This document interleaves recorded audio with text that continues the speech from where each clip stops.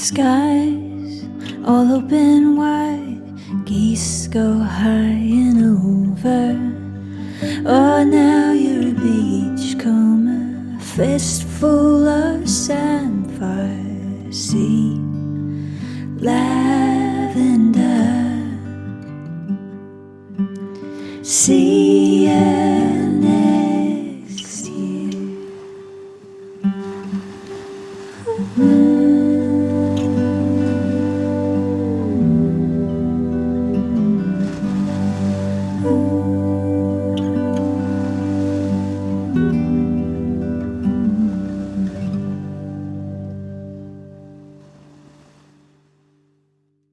Hello and welcome to the February Deepdale Podcast. It's February 2021. It's still weird. The place is covered in snow, and sadly, none of you are staying with us. But we're all keeping very busy. Chris is dealing with bookings. Nathan and I are dealing with turning the farm organic, and we've got confirmation of our stewardship scheme, which is very exciting. And Stephen is pretty much just clearing snow. He's been out on the snowplow clearing roads around the local area and sorting out the roads on the farm so that we can actually get around. And I've got Chris with me. We're on Zoom. We're both at home, and we thought we'd have a quick chat about tourism, and then Nathan and I'll have a chat about a bit of farm chat, and then Chris has also got a book review for us, and I think an album review, which is going to be cool. I've got no idea what's coming up in either of those, so that's going to be good. And then Andy, one of our night team, is going to do his favourite place, which again, I'm not sure where he's choosing this time. So you will discover as soon as I do. So hi, Chris, how you doing? Yeah, hi. Yeah, I'm okay, thanks. Yeah, not too bad. Yeah, not too bad, thank you. Yeah, been out in the snow. Bit frosty around the gills. Yes, it is quite chilly here. More snow than I've seen for a number of years here in mid North Norfolk, and we've been out today in it, and it's getting very slippery out there now, but the snow is still there. Had to dig our car out yesterday to pop to the doctors, and that was under a good number of inches had fallen on the top of the car, so that was a bit of a dig out. But yeah, we're okay. Sat here remotely, everything comes out to me from the office at the minute, and so we are taking bookings for the season, and we've got lots of people interested in coming to stay, and with our COVID booking promise, we are looking at getting them booked in and hopefully welcoming them once we get the go-ahead from the powers that be. Yes, I think the important date is the 22nd of February, isn't it? I think that's supposed to be the big announcement, and then work out what that means for us. I think I'm assuming that we'll get more than 4 days notice this time, but who knows? Yeah, who knows? I think we are. We're looking, I think, at the possibility, certainly the earliest that we're looking at being open properly is towards the Easter holidays, and that might be ridiculously early. We will see. We'll see what is said on the 22nd of February, and we'll adjust accordingly. I think the advantage this year over last year is that we have had the experience of last year. We know how to plan to get through this, and we know a lot more about how to deal with bookings and the uncertainties. So it's not quite as stressful as it was last year when it came along. So no, it's talking to lots of people who stayed before, people who haven't stayed with us before and have found us on the internet, and everyone is really keen to get out and come and safely camp and bring their motorhomes and camper vans to us. As you know, we are fully planning on opening our toilets and showers this year. However we do that, we're continuing to update our plans, but we are planning on doing that and getting our tent customers and our camper van customers back to stay with us this year. It's outside. It is going to be one of the safer activities, I think, going forward through this year. And the North Norfolk Coast is a lovely place to come and get away from the lockdown restrictions that we've been living with for the last how many months. So feels like a long time. But I like the COVID-19 booking promise you put together. I think that's fantastic. I think that works really well, and I think it makes very clear, how we're going to approach, sort of bookings, and how we're going to be as fair as we possibly can with everybody. I think things are adjusted over time. Yeah, so it's pretty straightforward, and we've had longer to plan and get our head around the whole, how do we do this thing, and so that helps, and it's the bookings are looking good. We want to make sure, I think, in taking bookings this early for the season, that we're allowing people the chance to plan a little bit. This is without doing anything illegal. It's obviously illegal to come away at the moment, and we know that. And I've still had a few calls from people who want to book rooms vainly hoping. This weekend coming up, and acting incredibly surprised when I tell them it's actually legal for them to go on holiday at the moment. But I think it's important that people have the opportunity to plan. I don't think that's a bad thing at all. And it allows them to avoid what is inevitably going to become something of a bun fight as potential dates get bandied around later in the month or next month. And so I'm very comfortable with us taking provisional bookings going forward from Easter onwards. And it's fascinating kind of listening to all of the rumor and counter rumor, and and those who desperately want us to open, want tourism to open, and those who are kind of a bit more hesitant. And it's fascinating. At least I'm pleased to say that all the advice emails have slowed down at the moment, so my inbox isn't looking quite so scary. But I'm sure from the 22nd onwards it will be it'll be crazy. We'll see what happens. But I'm really looking forward to us having tents and camper vans back. It really will be lovely. We've missed them an awful lot, and it's just been too long really since we had them with us.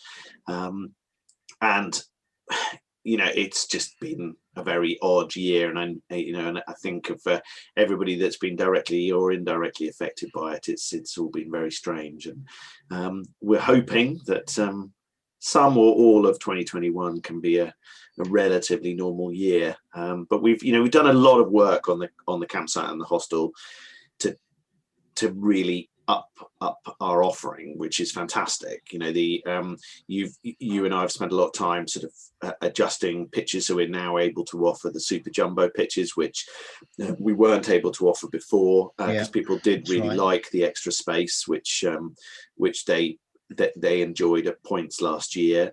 And of course the hostel offering is now completely different, with us fairly dramatically removing a significant number of beds, which became a significant amount of wood out of some of the dorm rooms, to create double rooms almost all the way through. So we've now got 13 double rooms and 3 twin rooms, and 16 private rooms in total. Some of those can sleep a lot more than 2 people, but I think the offering there is going to be fantastic. The time and energy that you and I have spent, and all the team actually going to getting the rooms ready, but you and I sort of working out with tape measures and masking tape, is this going to fit here, and is that going to fit there? And I think we've now got some really lovely spacious rooms, which are going to be a fantastic offering for people who want to come up to the North Norfolk Coast on a relatively budget option. To be able to stay in, I like the sort of simple, straightforward rooms, not full of doilies and all the sort of extras, but simple, really clean, lovely, comfortable rooms that are going to suit people really well for their visits to the coast. I agree. I think that we've really positioned the rooms in the hostel very well. I think that there's a lot more scope now for couples and for families, and for 2 or 3 people traveling together to come and stay in a private room with your own bathroom facilities. And if our kitchen facilities are restricted, you've got a kettle in your room enabling you to make tea and coffee cafe rebooting itself next door to us, and the pubs in the village, which both of them proved that they could do a really great job last year in serving people safely and helping them enjoy the coast.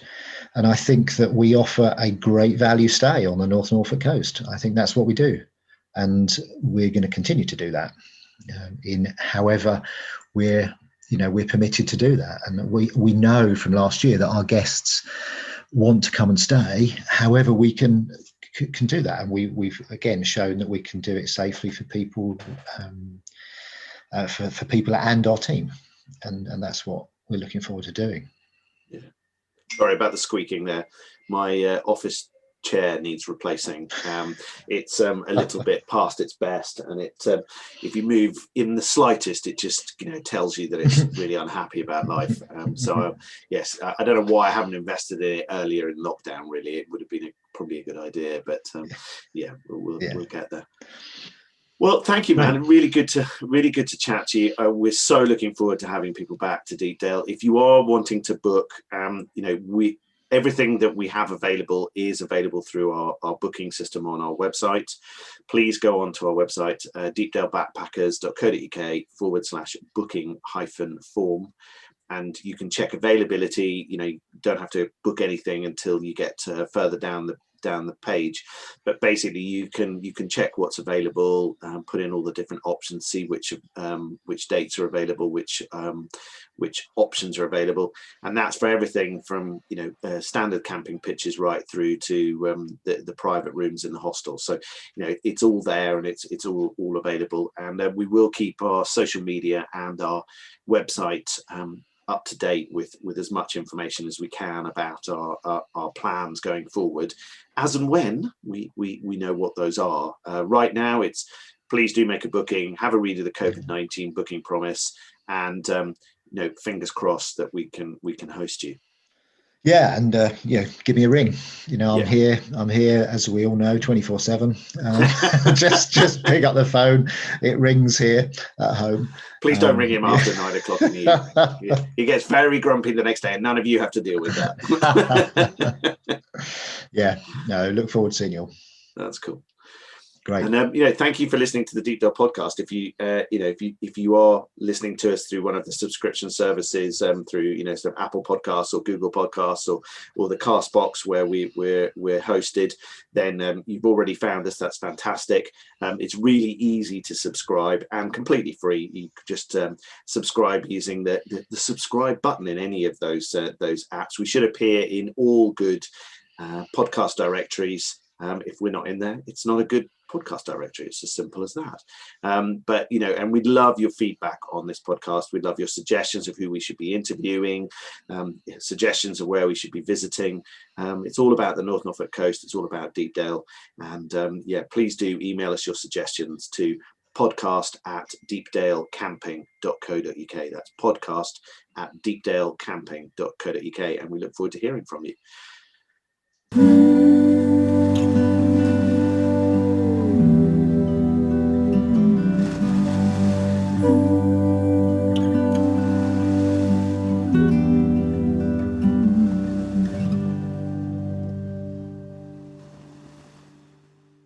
Farm Chat with Nathan and Jason.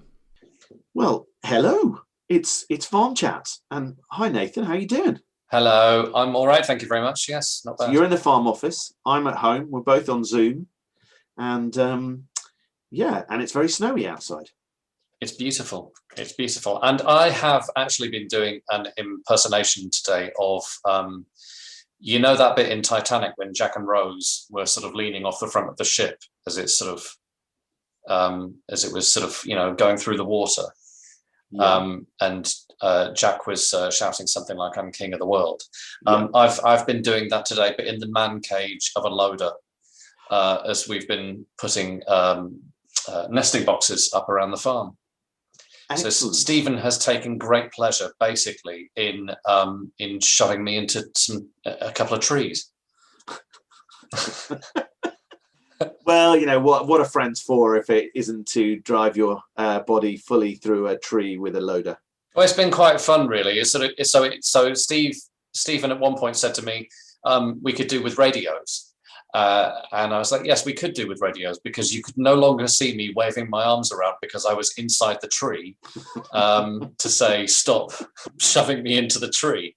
But it all worked out, and I have a few bits of twig in my hair, but other than that, it's all good.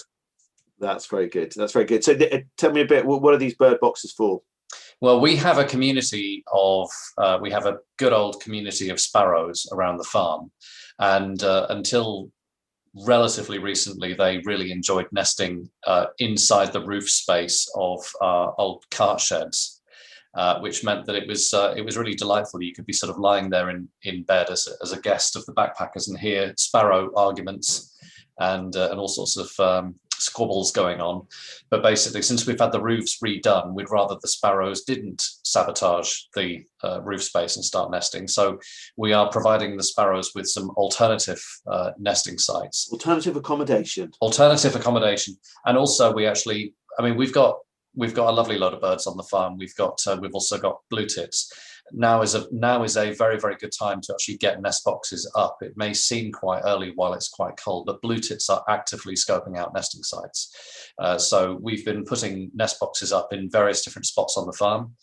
And as a general principle, at least a couple of meters off the ground, where they're sort of going to be safe from predators and safe from prying eyes, and ideally facing sort of north or east, so that they're not getting too hot in the afternoon and they're sort of not getting, the bulk of the weather coming in the door. So yeah, we've been sticking some nest boxes up around the place, and we shall hope that our feathered friends will take advantage of the luxury new accommodations that we've been laying on for them. Excellent. Yeah, and they're supplied to us by our next door neighbour, One Stop Nature. Lovely One Stop Nature.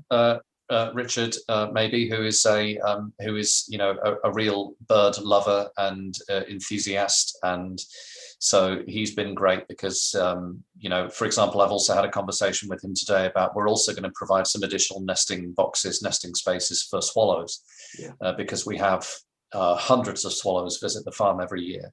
And what we want to do is encourage the swallows to nest in some places where they're going to be safer, and they're not going to be around our harvest, our sort of grain processing equipment. So Richard's been brilliant at basically giving us some tips about where we can put the nest boxes to encourage the swallows to take advantage of them. And it's a real highlight, I think, during the summer for everyone on the farm, really seeing all the swallows around the place. They do enjoy the under the barbecue area, don't they? And I know a lot of customers love watching them diving in and out of there. It's so nice to sit there and just, you can be sort of sat there having a coffee and chatting with somebody, and you basically have a swallow zipping over your head and feeding their chicks. It's lovely. That random piece of baler twine last year that they were using like a swing, I loved it. They'd sort of land on it and, swing backs and forwards, and then they dive off and off they'd go again. They're so frantic. It's incredible. Yeah, indeed. So, we'll look forward to having them back. But the sparrows are making their presence felt at the moment, and, creating a ruckus. It's like a little bunch of hooligans hanging around the farm. Hopefully they take advantage of these lovely nest boxes that we've been putting out for them today. But Stephen will probably end up shoving me in a couple more trees before we're done, so we can get some more boxes up. Yeah, it's fun. Yeah, that's cool. Excellent. Well, that's I'm looking forward to seeing those bird boxes up and running and being used as accommodation. That'll be fantastic. Yeah. So what other big news on the farm?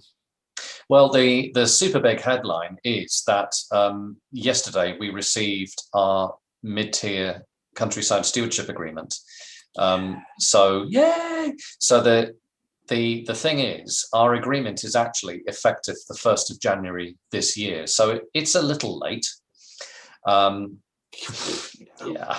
What's a few months between friends? So the Rural Payments Agency, bless them, they've had their work cut out, obviously processing lots of these applications, and they're a little bit late coming back to us. But we've received our agreement, we've gone through it, and there's there are one or two sort of little kinks to iron out, which we're responding to now. But essentially, the mid-tier agreement is essentially the agreement which supports us to do the work. It essentially underpins practically all of the transformational work we're doing on the farm over the next 5 years, really. So it's really essential.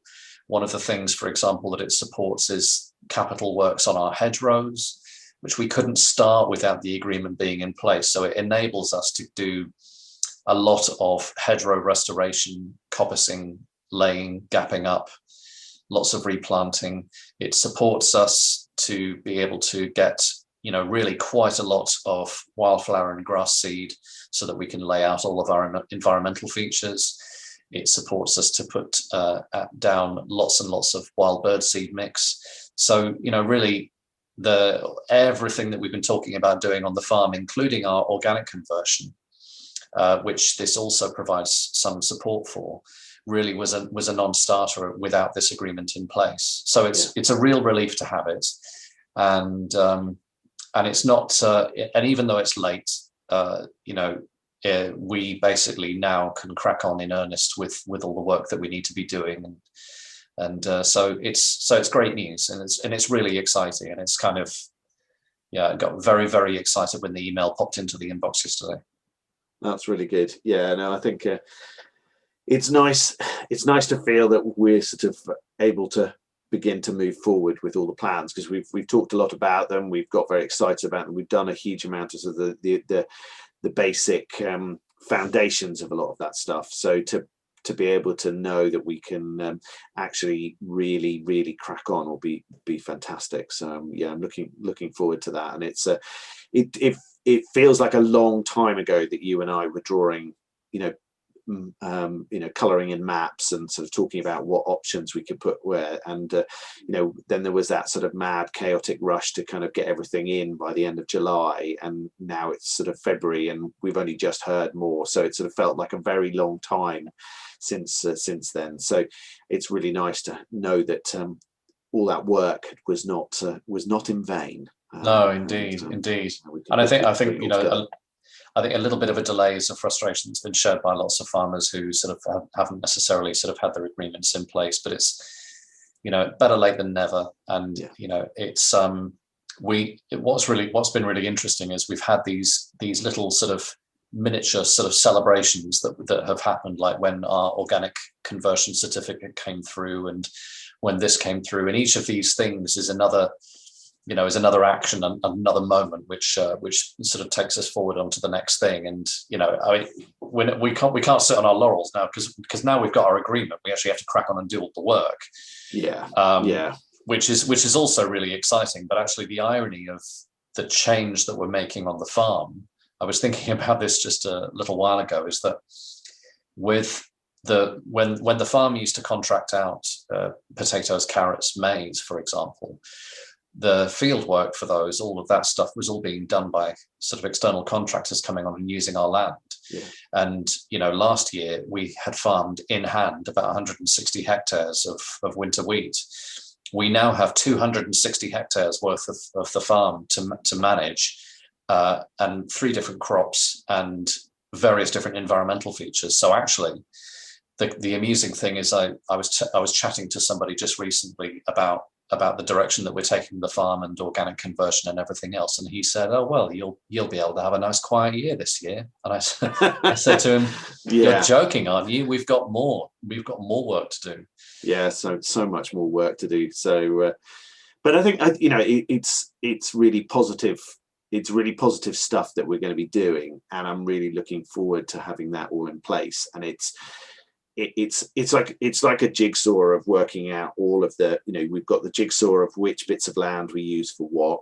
We've then got a jigsaw of which crops we put where, so that we've got stuff we can sell and stuff that we can, seed we can gather, and and so on and so forth. And then that all's got to layer and fit in a jigsaw with the things that we're doing from tourism and in terms of events and that sort of stuff. So people kind of go, "Oh well, how do you decide what happens on that field?" Well, there's about 40 different things that come into the decision about what or how we're going to do that particular thing, because we're thinking about, the future, access, we're thinking about hedges, we're thinking about wildlife, we're thinking about cropping, we're thinking about, events, all of that kind of thing, and trying to put all of that stuff together and make it all fit together so that you don't, as you said to me the other day, the last thing we want to do is go and plant stuff in the wrong place, particularly things like trees and hedges, because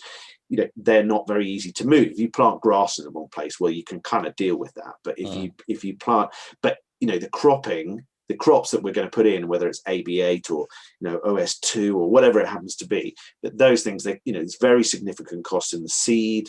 We're not doing any sprays and stuff, so that's fine. But it's just bearing that in mind that we have to plan all this stuff ahead. And of course, people who don't see that kind of see, oh, they're just putting that crop in the ground there. But the time it takes to think through the process of getting to that crop actually going in that piece of ground is huge, and we're going to be doing stuff in the next month, aren't we, where we're planting, sort of the beans and the spring barley, and when we start doing the stewardship options.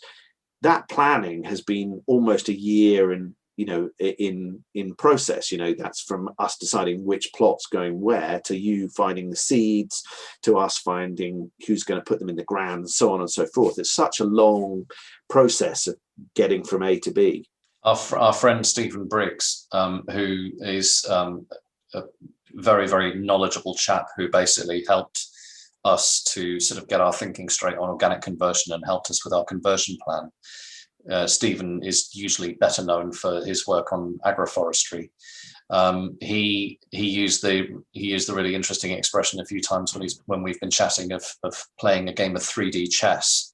So we're thinking sort of strategically, and we're moving these pieces around, but it's kind of, we're also thinking about layering these activities and basically, sort of at what time we're committing to do this piece of work and when we need to get this thing done by. And it's definitely been interesting, and as we go through the next 5 years, I can already see that we're going to have tweaks that we will need to make. But fortunately, I think we'll have the freedom and the sort of the latitude to do that. And if we want to make sort of more extensive tweaks when it comes to things like sort of, countryside stewardship and the options that we've got, this is where there's an interesting conversation going on now with DEFRA designing the environmental land management scheme and the scheme which replaces countryside stewardship as the sort of the environmental management package for farms and for farmland and for the countryside. And one of the things that they're hearing that we've said and that others have said is basically, let's have some flexibility in future to be able to sort of look at, if we need to sort of move the chairs around every so often and try some things. And there's a perception traditionally of the rules having been sort of quite inflexible and you being in sort of at risk of having sort of penalties. And, we actually want to be quite adaptive and agile with what we're doing. And hopefully we can, we can do that on the farm over the next few years, because invariably we're going to make a few mistakes, and we're also going to see things working really well and going to want to do more of that. Yeah, I think that's the thing. Like where we planted cover crops last year, they were a huge success, and so we want to make sure that that we continue with that success. But we weren't going to know how successful that was on those fields until we tried it. And so as you go through these processes, and everybody we've talked to, everybody who's advised us, everybody who's been so generous with their time, has said to them, you will try things and they will work, and you'll try things and they'll be a complete disaster. And all you can do is keep adjusting that and learning from your mistakes. And people do that in farming and business all the time. So that's nothing new. But the difference for us is that the difference for farming is that, of course, the impact of a change can be quite, can be very long, and it can be quite a while before you A, work out whether you did it right, and B, whether you'd want to do it again, and so that's going to be a fascinating process. And I think the fact that we're now looking at the woods and working out, a higher tier scheme for that, and a felling license, and to manage the woods in a sensible way, all of these things, like, although they often, when you're filling in the forms, they are standalone. Of course, they're not standalone. The impact of what you do in the woods, it has a significant impact on what you do on the field next to it, and so on and so forth. And we want to make sure that the wildlife that we put, that we're encouraging in one place is also enjoying the wildlife, the benefits we created in another place. So whatever you do across the farm has a big impact. And I love the fact that you and I can stand in a field, and I love the fact that Deepdale you can often see that, like, nearly the whole farm by standing in particular places, because you can begin to understand how the wildlife see it, and whether it's deer or whatever else, they're sort of looking and thinking, well, there's safety in the woods there, and then there's another clump of woods there, and there's a hedge we can run down there, and then another wood over there, and all of that sort of stuff. And now we're going to be adding in all of these plots with all this amazing cover for them. And that photo that Stephen took today of the 3 deer trotting across the snowy field was just fabulous. And I think I'm so looking forward to more of that being able to happen here, because there'll be just such an abundance of wildlife encouraged by the way that we're managing the farm. It's going to be fantastic. Yeah, it's really, really interesting to sort of look around the farm and think about the farm holistically, and think about the farm as a system, and think about the impacts of changes here or there, and to actually, there's some really interesting ideas about systems thinking and farms, and and sort of looking at the health of the farm. John Porsey at Shimpling Park Farm had a YouTube video where he spoke a while ago about farm health, for example, about the health of animals, the health of crops, but also actually extends to the health of the people working on the farm. So, we talk about what's going on the farm, but actually, we're part of it. We're working on it. So it's all these different questions that we ask ourselves, just, not just how's this crop looking, but how am I feeling today? Yeah, no, thinking about all of those aspects of health, sort of mental health, physical health of the team, thinking about, the health of the whole ecosystem of the farm. I think that's the one of the really interesting things for me is this. We've been thinking that we're going into regenerative farming, and that seemed to be the kind of the label of where we were heading. But just in the last few months, the agroecology, seems to be the kind of another sort of description. And I don't think there's any real yet understanding of where one finishes and another starts, or what either necessarily definitely mean. But I think we're ticking the boxes of a vast majority of both of those two, in terms of thinking about, we want great health of our farm, right from the tiniest microbes in the soil and all the layers of the soil, through to the bigger predators, all of the wildlife that's there, and the people that come to visit that. So it's thinking about that whole process right through. Yeah, indeed. No, it's really a fascinating system to be a part of, and it's the reason that I am basically here on the farm is because doing this kind of work is good for me, and I recognize this, in the past, when I've been having sort of difficulties with basically sort of living and working in an urban environment and not necessarily being the happiest of bunnies. You loved open plan offices with thousands of people all fighting over not so much control of the pencils. Not so much, but yeah, I mean, but this is the reason that I'm here, is because it's because about sort of 6 or 7 years ago I sort of came to the conclusion that I needed something different, and I went off and I realized that being outside was good for me, and I realized that being outside and doing this kind of work was good for people. And that sort of going back that far, that's we got talking about the benefits of doing all this. And I have situations here when, even if I've had a sort of a slightly challenging day, say last year running irrigation, and I'm operating a tractor, I just look up and I see where I am, and I kind of like basically, my brain sort of says, come on, mate, look at where you are. And it's a good place to be. And it's one of the things that I think really excites me about what we're doing on the farm is being able to share that with people and being able to have people back on the farm when we're allowed to basically to share all the good stuff. Yeah, fantastic. Well, really lovely to speak with you, man. Really lovely to have you on Farm Chat again. And you're going to like the book recommendations that Chris has come up with.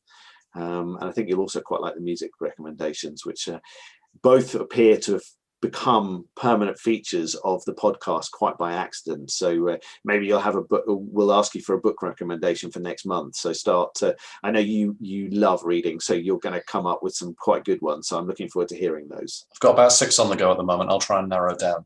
Yeah, probably, maybe 2. Let's go for 2. Yeah, that'd be good. That'd be cool. All right, man. Thank you so much for chatting with me, and we'll talk soon. Cheers, dude. Cheers.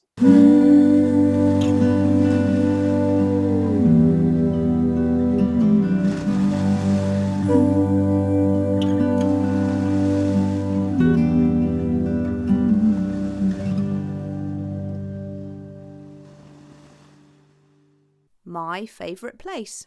So, hi, Andy. Nice to have you with me. I'm sitting in the information centre at Deepdale. You're at home. We're on Zoom. And you're going to chat about favourite place. Where have you chosen for this podcast? Yes. Hello, Jason. It's nice to speak to you on the distance at Zoom. Yeah, I was going to have a chat today just about Hunstanton and Old Hunstanton, which is another lovely place that I like to go with my dog, doing my dog walking. So, Hunstanton, it's the next village up from where I am at Snettisham, which is where I spoke about last month. And as you come into Hunstanton, the first thing you see is the big Norfolk lavender fields, beautiful in the summer, smell lovely, look great. Big tourist attraction. There's a farm down there for the kids and inside ball pools and parks if the weather's not good.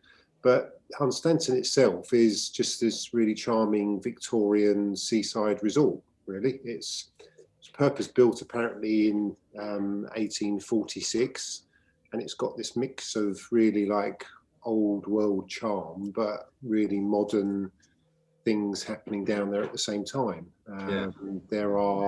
There's arcades down there now for the children, traditional beach attractions, fun fair down there. Plenty to keep the families entertained. Actually, it would be a good place to go from Deepdale if the weather is not looking too good. Actually, the prom down there has got a sea life sanctuary. Normally have to book up in advance for that. There's the Oasis Centre, got a swimming pool, bowling alleys. There's in the summer there's a mini train that operates all the way along the seafront, and believe it or not, a World War II amphibious craft. Operates from the South Beach in the summer and will take you out on the water. It's it's quite fun, isn't it? So the way it dives into the sea is really cool. Yeah. There is so much to do down there. But if the town itself is wonderful. Got a beautiful theatre, Princess Theatre. Always things going on in there. There are banks down there with cash points because people at Deepdale are always saying, "Where's your nearest cash point?" Yeah. So certainly are some down there at Hunstanton. And you got the classic sort of fish and chip shops, ice cream parlours, restaurants, and that kind of stuff. So really nice place to go. And it is a beautiful place because there are so many flower displays and flowers everywhere. It's just a beautiful town, in fact. Have you ever seen the adverts that they used to run? Because the train line, of course, used to come from King's Lynn via Sandringham to Hunstanton. And there's some great posters of kind of, advertising, come to Hunstanton for your summer holidays. And there's, pictures of, some of them are cartoons and some of them are photos of, people piling off the trains at Hunstanton for their beach holidays, for the thing from places like Leicester and Nottingham and stuff like like that. And they used to come down for the factory weeks. So they'd kind of close all the factories in Leicester for a kind of a fortnight, and everybody would go on holiday at the same point. And a lot of them would pile down onto the beaches at Hunstanton. So you'd have come and stay with your landlady, who was very strict about what time you had breakfast and what time you had to be in the evening and all of that sort of stuff. Yeah, it's a different world, isn't it? Absolutely, and they do have displays around there with all the old photos up, actually, from the Victorian days as you go around. And there are some nice billboards up explaining about how the town was built and all that kind of stuff. And yeah, lots of history there. So it's really lovely, actually. There is actually, and I'm thinking again about Deepdale, there is a really large camping shop there, which is another thing people are always coming to us saying, I've forgotten this, I've forgotten that. And there's a huge camping shop there. Sells everything from tents to tent pegs and just about everything else in between, actually. So another little thing just to mention. But of course, then from the town itself, you can drop down onto the beaches there, which obviously are one of the biggest attractions that we've got down here. They're pretty different, the beaches there, I have to say. The actual main one in Hunstanton, it's shingly, pebbly, boulders everywhere, pretty tidal. Dog friendly though. There's a section between April and October that you're not allowed to take your dogs, but generally you can take dogs onto the beach. Am I right in thinking that even when that period is in, there is areas you can take the dog, so you can kind of, you have to just walk further along the front to kind of find the area where you can take your dog? It's just about 100-yard section that they don't like. You can skirt around that by just coming up onto the promenade, but you can do the dogs to the left or to the right of that. So it's not really a problem, actually. And it's nice for the people without the dogs to have a little break there, actually. Yeah. But so no, that's good. And then, of course, what you get from the beaches, I mentioned it last month, you get these sunsets because it still is on the west-facing part of the coast. Incredible sunsets from the beach. There's actually a place that we like to go. There's a little rooftop bar on the promenade, and you can sit up there with a coffee or a glass of wine or a beer, or whatever is your poison, and you can just sit there and watch these incredible sunsets from there. So very nice. There's also, again, a lot of people that come to Deepdale, they love the water sports, and there is Hunstanton Water Sports just down there. They offer paddleboarding, kayaking. They hire stuff out, rent stuff out, so you can get down there. They actually have a website with a live cam all year round, so you can see what the conditions are like actually down there before you set off. So that's a great thing. And then really, as you're walking along the beach, you do come to the cliffs, which are a feature in themselves, but that makes it sometimes hard, depending on the tide, to walk around the actual coast itself. But if you just pop up to the top there and walk along the promenade at the top, along the cliff tops, you're then heading along to the old lighthouse, which is a lovely feature as well, down at Hunstanton there. You can see that from the distance. The cliffs are actually a wonderful photo opportunity when you get near them. Striking colours, you just can't miss. Beautiful, aren't they? Like the colours on them is amazing. You just wouldn't expect them, completely different to anything like the White Cliffs of Dover. Just the kind of the layers, and you can see them. I remember we heading up there for a geography trip from school when I was at Taverham, and we had to go there and kind of draw the things and explain all the different layers of the thing. But all the boulders at the bottom and the wreck and stuff, it's just so photogenic. It's just incredible. Yeah, it is. It's fantastic. You've got the chalk at the top, pure white, a big layer of red stone in the middle, and then what we're famous for around here, Hunstanton, Stetcham, is the carstone. So the base of it is then the brown carstone. So it is lovely. And when you've got the sun sort of shining off of that, it's worth going down there for photographing of that for sure. And in fact, the whole seaside area down there has won awards. It's clean. It's got the beach management is great, so it's you're going to a relatively sort of clean, lovely place. Yeah. And then really, so once you then walked along past the lighthouse, you can then drop down back onto the beach. There's a lovely beach cafe down there and a shop. Is that the RNLI one? Is that the one that raises money for the inshore lifeboat and the hovercraft? Yeah, right down there. Yeah, up the top of it, actually, you've got other things for families: pitch and putt, and golf, football, an 18-hole golf course up the top there. Lots to do. But yeah, once you're down the bottom there and you hit that sand, it is miles and miles down there just unbroken sandy beaches, which is very different to Hunstanton itself, because now you're in Old Hunstanton. Which is it's my dog walking place of choice. If anyone ever comes into Deepdale and says to me, where would you recommend I go for a lovely beachy dog walk, I always try and get them to come up to this end, because it is just so lovely there. It's really is nice. And like you said, you have got the RNLI place down there as well, which is nice. They like to welcome people in, with the lovely cafe next to it. So they do vegan stuff and vegetarian stuff and all sorts, really, really friendly. They've actually got the hovercraft down there as well, because they've got the 2 hangars, obviously, because we've got all these salt marshes and mud flats and everything. It turns out quite a lot, because people just don't realise the dangers involved. So it's great to see the old hovercraft flying out every so often, which is nice. So I don't really, there's not a lot to not like about Hunstanton and Old Hunstanton. Lots to offer, there really is.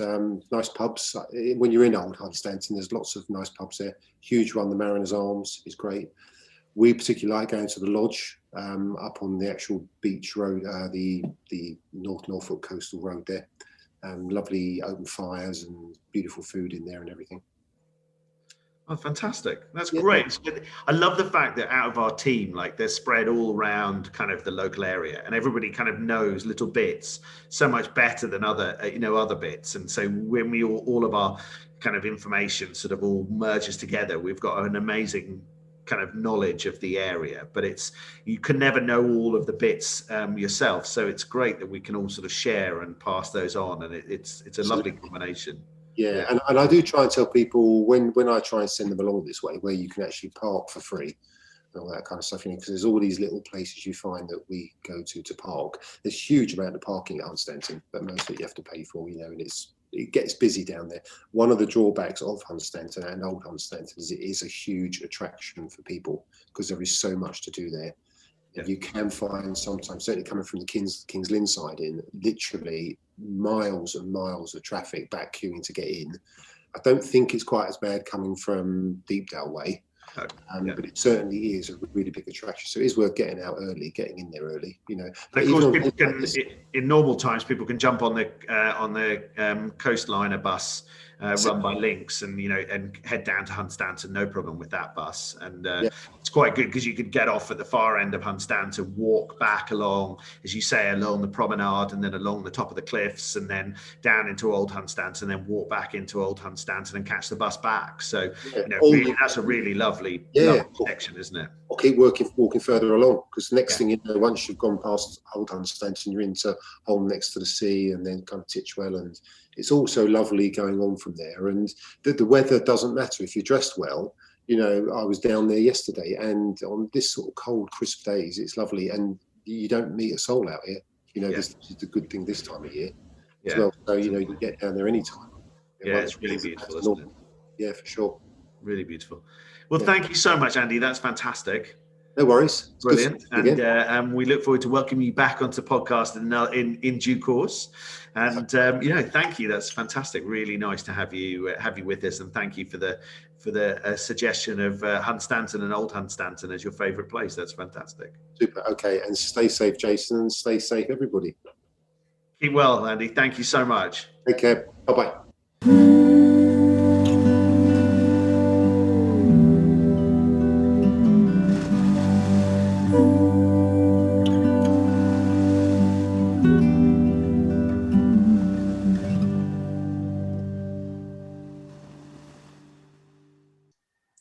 So, Chris, you have a book review for us.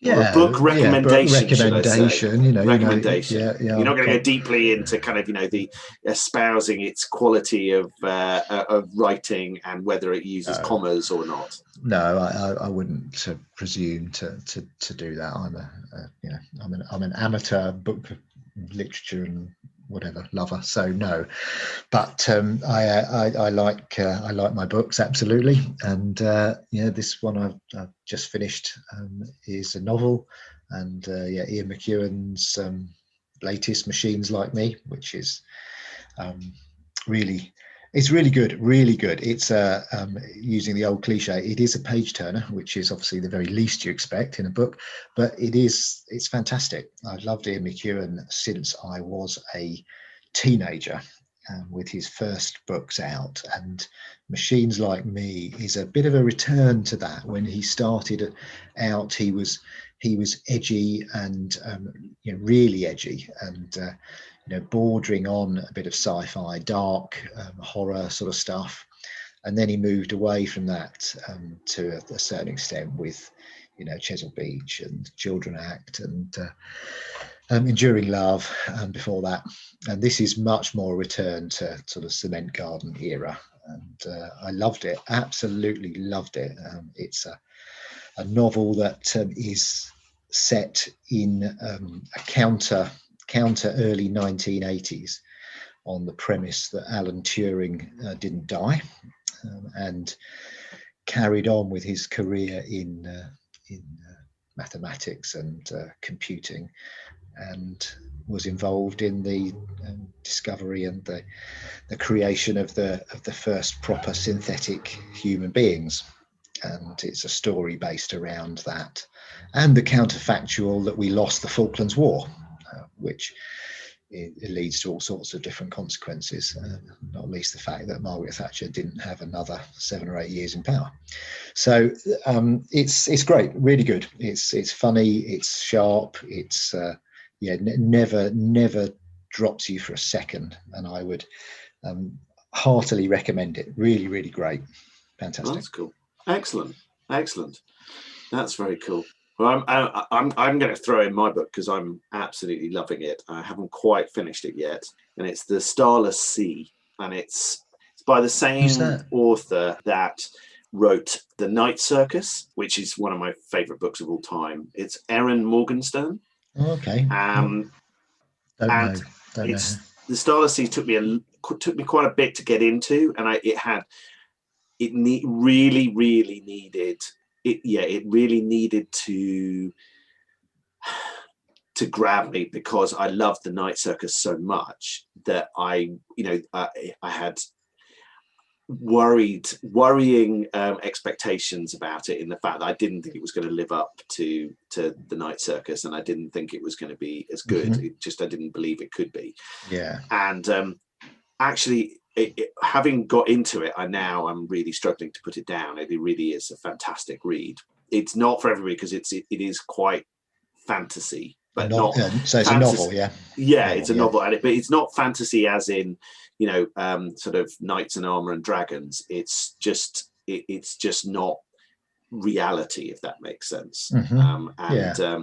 But I just love the book itself, just like the Night Circus book, is just beautiful. Whoever prints it and produces it, they've just created this sort of it. And the thing is, The Starless Sea is all about books anyway. So you're kind of like, the fact that you're holding this beautiful book and loads of the characters are obsessed with books is kind of it all sort of part of it, really. But the Night Circus was beautiful as well. It was sort of, the black cover is slightly embossed, and it had a kind of, a ribbon so you can mark your place, and all of that kind of thing. Yeah. It's just that really high quality. But I would highly recommend The Starless Sea, and I if you haven't read it already, then I would definitely read the Night Circus. It's probably one of my favorite books I've ever read. Wow. Okay. Yeah. Really worth reading. But take that one. I fully comprehend that it's sort of, that one's magic and that sort of stuff, and it isn't for everybody, but it is a beautiful book. My daughter's just read it. It's taken me a while to persuade her to read it, and she's just read it and absolutely loved it. So that's cool. So I definitely recommend it. Excellent. Mm-hmm. Okay, yeah, and then on the nature writing side of things, there's always a nature writing book kicking around. Today would have been Nan Shepherd's birthday, and so I would like to suggest to everyone that they get out there and find, if they haven't already, which I'm sure a number of you have, is find her classic, The Living Mountain, which is a wonderful short little book written about the Cairngorms, and it's a full a full exploration of the whole landscape. It's not about climbing to the summit of the mountain and reaching the top and the view you get from the top and the feeling about it. It's about immersing yourself in the life of that mountain range in all aspects. And it is a beautiful book. I was led to it by Robert McFarlane, who's written a lot of great stuff. And she's a wonderful writer, or was a wonderful writer. And I would heartily recommend that. Okay, so that's, just say that one again. Yeah, The Living Mountain by Nan Shepherd. Okay, that's really useful. Yeah. So the first book you recommended was Machines Like Me by Ian McEwan. Excellent. And then my two recommendations were the Starless Sea and The Night Circus by Aaron Morgenstern. And yours last one is The Living Mountain by Nan Shepherd. That's fantastic. Yeah. Great. Superb. Thank you very much. You're welcome. I like our new feature. I like the I think because I love being introduced to music and books by people. It just is wonderful. Like, I've enjoyed this. I think I like. I don't know if you ever use Goodreads. Do you ever use Goodreads online? No, I don't. I really like it because you can kind of, you can put in what books you've completed, so you kind of remember which books you've read, which is really good. Yeah. And if you're like my wife and daughter who read books at 50 times the pace that I read them, if I manage 15 in a year, I've done pretty well. Yeah. That if they don't manage 15 in a month, then they're going pretty slowly, really. But it's great because you can sort of put on, and then of course it tells you what other friends are reading, and it also tells you kind of, right, okay, if you've read that book, then other people who really like that book would also recommend this, and it kind of you kind of find yourself going down rabbit holes with kind of really interesting recommendations and stuff. And quite a lot of the books off that I would never have read if it hadn't been for them recommending them. And I've been reading a lot on my tablet with a blue screen filter. Because when I sort of wake up thinking about things in the night, which I know that is a habit of those of us who are self-employed, we wake up and worry about things like how COVID's going to affect things and stuff. It's great to be able to read without waking up the rest of the household by having to put the nightlight on. But I've been reading, and there's a brilliant service through Norfolk County Council called Libby, and I think a lot of other county council library services have signed up for it. It's called Libby. You can download the app. You log in with your library card. Okay. And you can get books just like you do from the library, but they're all electronic books. Oh wow. And I think you can also get audio books on there as well, in case that's of interest. But Libby is a really good service, and it's got an amazing library. There are things that are missing, but there is a heck of a library in there. And the only problem for me is that often they need the book back before I've actually got around to finishing it. So I'm having to read books in chunks as I lose the book after 14 days and then have to wait for it to come back. Oh, right. So it still works like a library. You can't just have it for as long as you want. No. But the great thing is there aren't any fines. So because they take the book back automatically rather than you forgetting to take the book back and then discovering you owe more than the book was ever worth when you take it back and go, yes, oops. It's a really good system, and it's called Libby. And you just download the app and then register with your library card. I know there's something really special about reading a book and that feel of a book in your hand. But if you're looking for the story or the information, then this is quite a good way of reading. Perfect. Yeah, it's nice. Okay, excellent. Thank you very much for your recommendations, sir. You're welcome. No, that's great. That's great.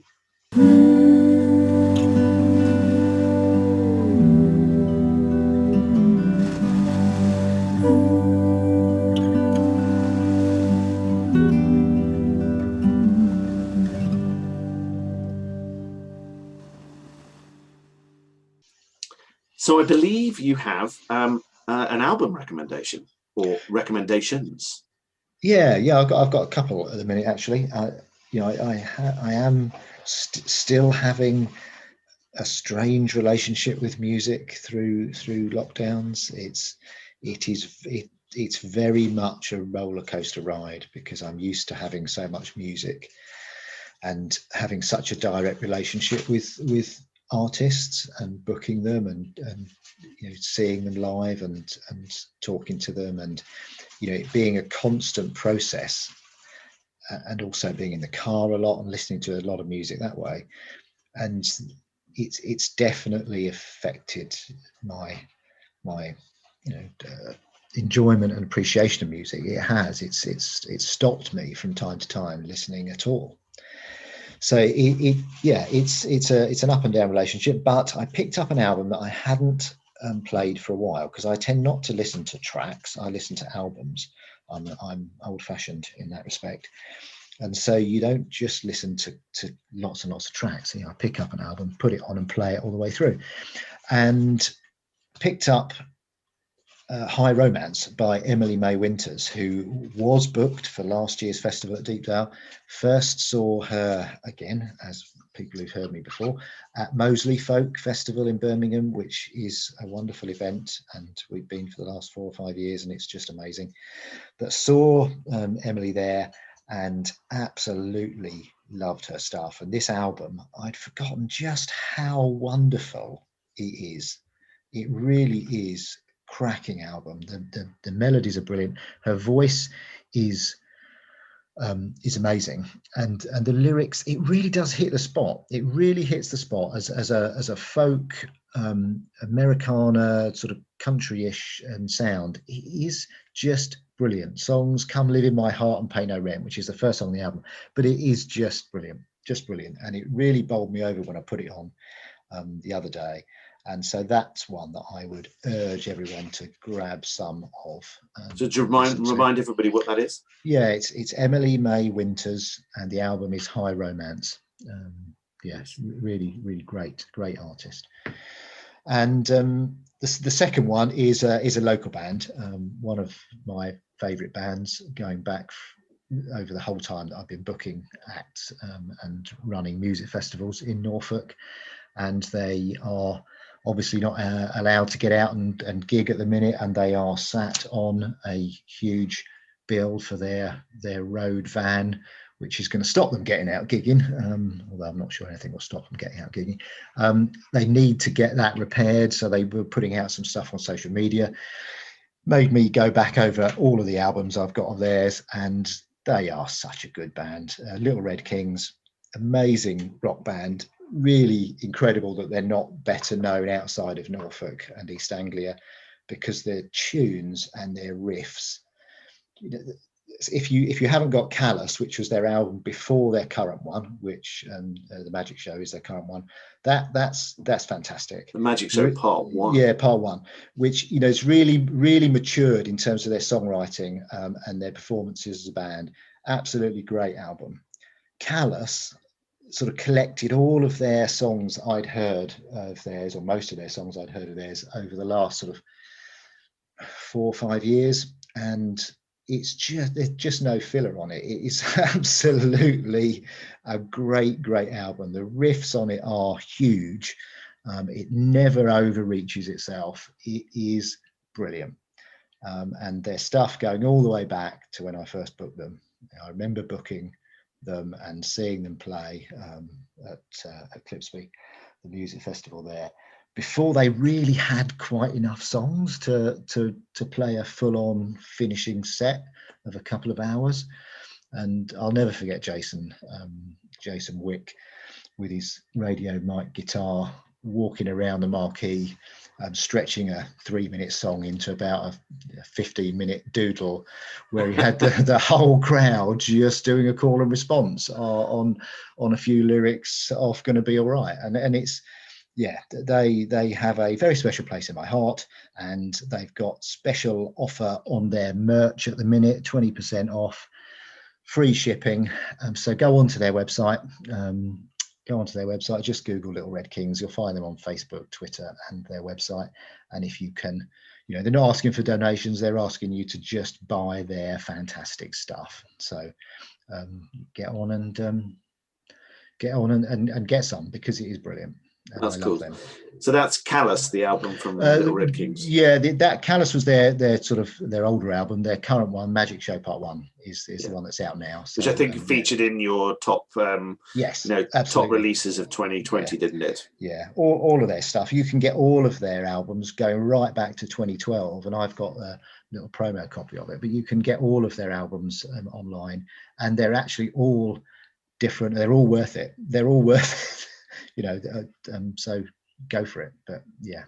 I always remember Jason and Dougie playing acoustically at the Christmas market one time, and just the quality of the voices and it was just absolutely amazing. And often I always find it sometimes sad when I love rock music, but sometimes you lose the quality of the vocals because everything's loud and that's kind of it's the atmospherics of it, and sometimes you lose that. I don't know what do you mean? It's too loud. Sorry. No, I don't mean it's too loud. I mean like the atmospherics of it. You kind of lose the little nuances. But when you hear Jason singing just with an acoustic guitar, you realize the quality of his vocals, and I think having listened to him acoustically, you then watch him with the band, and you get a whole different level of appreciation of the musicality of the band. And I think that's really lovely. And I think when like MTV worked this out a long time ago, didn't they? That when they stripped back a lot of these really big name bands and got them to do little acoustic sessions, you realize that it wasn't all production. There was some incredible musicality available underneath all of that, which was great. So and I think Jason's got a fantastic rock and roll voice. I mean, he is rock and roll, isn't he? But no, he's got a great rock and roll voice, and him and Dougie, great guitar players. You put them together, and the conveyor belt of songs. They actually have got a huge number of really, really catchy, great songs with fantastic riffs. And I love them. And of course, they're booked for the festival whenever we get to put that on. If we get to put it on, we're hopeful. But they're booked for that, and it would be great to see them at Deepdale again. Cool, excellent. Well, really lovely to chat with you again, man. Yeah, thank you for joining me. And we will. Hopefully. Well, next month clearly we won't be immediately open when we're thinking if the kids aren't going back to school until the 8th of March. I doubt we'll be open then, so we'll probably be recording this on Zoom again next month, but hopefully in April's one we'll be recording a bit more face to face, even if it's socially distanced with microphones. But enjoy the rain and the snow. I hope your snowman building goes well. That's plugged in the diary for excellent later this afternoon, tomorrow morning. Excellent. Please send us photos of what it is. That'd be awesome. And nice to talk to you, man, and I'll catch up with you soon. Yes, and you take care. Cheers, man. Bye.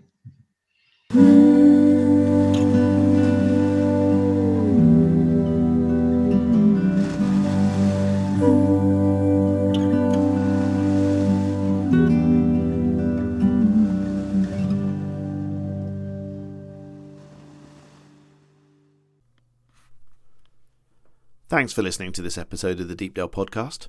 You can subscribe to our podcast through any good podcast sites, including Apple, Google, Castbox, where we host our podcast. Just type in Deepdale Podcast to your favourite provider, and we should be there. We love your feedback, so please do email us your thoughts and suggestions to podcast@deepdalefarm.co.uk. But in the meantime, if you'd like to listen to previous episodes, you can find them on your podcast provider or head to our website, deepdalecamping.co.uk or deepdalefarm.co.uk, to see the whole back catalogue. The December 2020 episode is a must, as Chris gives us his music release recommendations for 2020. Thanks again for listening. Stay safe and well in these strange times, and hope we'll see you back at Deepdale in the not too distant future.